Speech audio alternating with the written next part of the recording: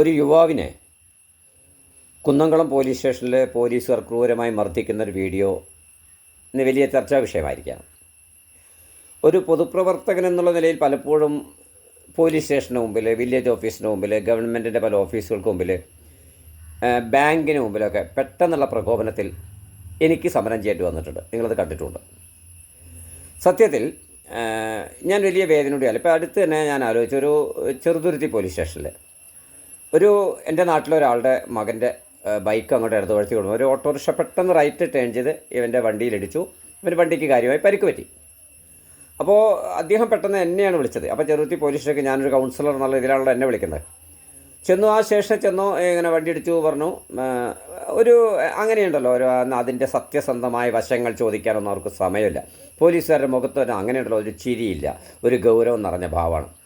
Autorickshaw driver അവിടെ നിന്ന് ഏതൊരു യൂണിയൻ നേതാവിനെയൊക്കെ കൂട്ടി വന്ന് സംസാരിക്കുന്നുണ്ട്. ഇപ്പോൾ പോലീസ് എന്താണ് പറയുന്നത്? നിങ്ങൾ പോയിക്കോ. അപ്പോൾ ഇവർ പറയുന്നുണ്ട് എനിക്ക് കേസെടുക്കണം, കേസെടുത്ത് കഴിഞ്ഞാൽ ഞങ്ങൾക്ക് അതിൻ്റെ രീതിയിൽ ക്ലെയിം കിട്ടുമല്ലോ എന്നൊക്കെ പറയുന്നുണ്ട്. അത് അപ്പോഴേക്ക് ഈ ഓട്ടോറിക്ഷ ഡ്രൈവറൊക്കെ കയറി എന്താ പറയുക, തൻ്റെ ഇടത്തിൽ ഡയലോഗാണ്. ഈ പയ്യന് പരിക്കും പറ്റിയിട്ട്. ഇതൊരനുഭവം. എൻ്റെ സ്വന്തം സഹോദരി പുത്രൻ വിയ്യൂർ പോലീസ് സ്റ്റേഷനിൽ അടിച്ച് ഫിറ്റായ ഒരു ചെറുപ്പക്കാരൻ, അവൻ്റെ വീഡിയോ എൻ്റെ കയ്യിലുണ്ട്. ഇപ്പം ഞാനൊരു രാഷ്ട്രീയക്കാരനായിട്ട് സത്യം പറഞ്ഞാൽ എനിക്ക് വിഷമാണെന്നൊക്കെ പറയാം. അടിച്ച് ഫിറ്റായൊരു യുവാവ്, അവൻ അത്യാവശ്യം പ്രദേശത്ത് കുറച്ച് പിടിപാടൊക്കെ ഉള്ള ആളെന്ന് പറയുന്നു. ഈ പെങ്ങളുടെ മകൻ ഓട്ടോറിക്ഷ അവൻ്റെ ബൈക്കിൽ സഞ്ചരിക്കുമ്പോൾ, അതും ബുള്ളറ്റാണ്, അതിൽ വന്നിട്ട് അടിച്ച് ഫിറ്റായി ഒരുത്തം വന്നിട്ട് ഇങ്ങോട്ട് കയറി ഇടിച്ചു. ആളുകളൊക്കെ കൂടി. അപ്പോൾ മറ്റവൻ ആ അടിച്ച് ഫിറ്റായിട്ട് അവൻ എതിർകക്ഷി സംസാരിക്കുന്ന വീഡിയോ വരെ എൻ്റെ കയ്യിലുണ്ട്. എന്നിട്ട് ഇവൻ പറയണം, ഇവൻ നേരെ പോലീസ് സ്റ്റേഷനിലേക്ക് വിവരം അറിഞ്ഞ് പോലീസ് സ്റ്റേഷനിൽ ചെന്ന് പോലീസുകാർ ഇവനെ മര്യാദയ്ക്ക് കള്ളു കുടിക്കാതെ വണ്ടി ഇവനെ 4 ചീത്ത. അത് കഴിഞ്ഞിട്ട് ഈ പറയുന്ന കള്ളു കുടിച്ചവനെ അങ്ങനെയുള്ളൊരു മെഡിക്കൽ ചെക്കപ്പ്, പല കേസിനും മെഡിക്കൽ ചെക്കപ്പിനുണ്ട്. അവനെ മെഡിക്കൽ ചെക്കപ്പിന് പോലും കൊണ്ടുപോകാതെ അവൻ ആരെ കൊണ്ട് വിളിപ്പിച്ചു നമുക്കറിയില്ല. അവരെ പറഞ്ഞു വിട്ടു, നാളെ വരൂ ക്ലെയിം. അങ്ങനെ അവിടെ നിന്നൊരു ധാരണയായിട്ട് ഇവനൊരു 5000 രൂപ കൊടുക്കാനും പറഞ്ഞു എന്ന് പറയണം.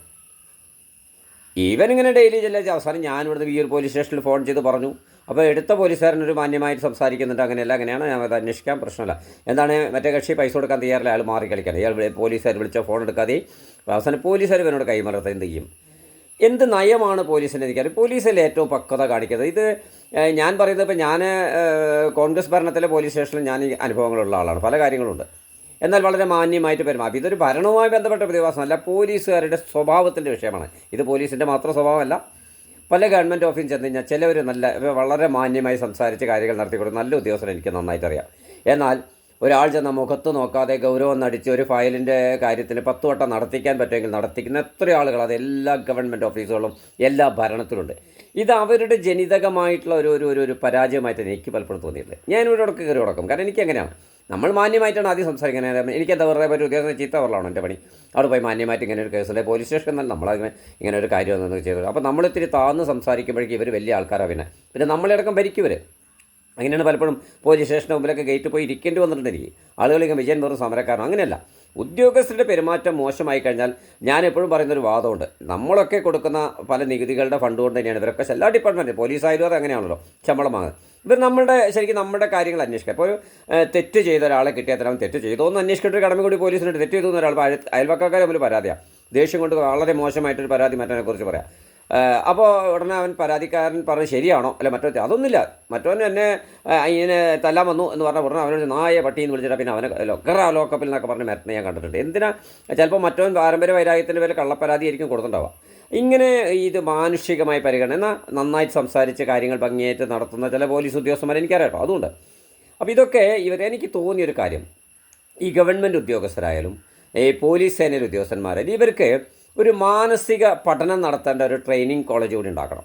ഉദ്യോഗത്തിന് കിട്ടിക്കഴിഞ്ഞാൽ അവർക്ക് ഉദ്യോഗത്തിൻ്റെ ട്രെയിനിങ് ആണല്ലോ കൊടുക്കുന്നത്. കമ്പ്യൂട്ടർ എങ്ങനെ വർക്ക് ചെയ്യണം, പോലീസ് എങ്ങനെ ട്രെയിനിങ്, അവർ കള്ളന്മാരെ എങ്ങനെ പിടിക്കണം, ഇടിക്കണം എന്നൊക്കെ പറഞ്ഞ് കൊടുക്കണ്ടല്ലോ. ഇതിന് പകരം ഒരു മനുഷ്യൻ്റെ മാനുഷിക നില എന്താണ്? ഇപ്പോൾ മാനസികമായി ചിലപ്പം സമനില തെറ്റി, ജന്മനാ സമനില തെറ്റി നിൽക്കുന്ന ചില ആളുകൾ എനിക്കറിയാം. സമനില തെറ്റിയ ജീവിതമുള്ള ആൾക്കാരുണ്ട്. ഇത് അവൻ്റെ മാനസിക നില തെറ്റിയോന്നാണ് അവനെ പെരുമാറുന്ന അറിയാതെ ആൾക്കാരെ പരാതി കൊടുത്തു കഴിഞ്ഞാൽ ഇവൻ മാനസിക നിലയിട്ട് അന്വേഷണം, അവനെ പിടിച്ച് 4 പൊട്ടിക്കുന്ന അവരത് പോലീസായാം. അവനെക്കുറിച്ച് ആദ്യം ഒരു പ്രാദേശിക അന്വേഷണം നടത്തണ്ടേ? അപ്പോൾ ഇങ്ങനെയുള്ള കുറേ വീഴ്ചകളുടെ ഉദ്യോഗസ്ഥന്മാർക്ക് എനിക്ക് ഗവൺമെൻറ്റിനോട് വരെ അഭ്യർത്ഥിക്കാറ്. ഇത് ഒരു ഗവൺമെൻറ് അല്ല, എല്ലാ ഗവൺമെൻറ്റുകളും മാറി വരുന്നപ്പോൾ അനുഭവിച്ചവരോ ജനങ്ങൾ അനുഭവിക്കുന്ന പലർക്കും പോലീസ് സ്റ്റേഷനിൽ പോകാൻ പേടിയുള്ള ചില ഉദ്യോഗസ്ഥരെ കണ്ടുമുട്ടിൽ പേടിച്ചിട്ട് ചില ഗവൺമെൻറ് ഓഫീസിൽ പോയിട്ട് പാവങ്ങൾ നോച്ചാൽ അങ്ങനെയൊക്കെ അനുഭവങ്ങളുണ്ട്.